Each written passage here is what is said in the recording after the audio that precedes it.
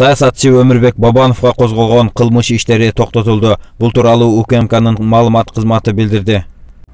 Мындай чечим мамлекеттин кызыкчылыгына каршы келген фактылардын жоктугу себеп болгон деп айтылат маалыматта. Бабанов ошондой эле мамлекеттин эсебине өз ыктыяры менен 100 миллион сом өлчөмүндө каражат которууга келишим түзгөн.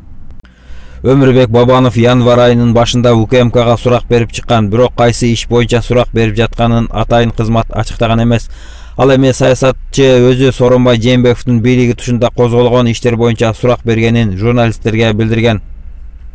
2018 жылдын башында УКМК ага карата президенттикке талапкер кезинде 10 адырдагы сүйлөгөн сөзү боюнча улут аралык кастыкты козутуу жана бийликти күч менен басып алууга ачык чакыруу беренелери менен кылмыш иши козголгон.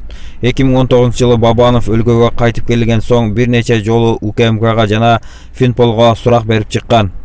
2020 жылдын октябрындагы саясий окуялардан кийин ал кайрадан саясатка кайтканын жарыялаган болчу.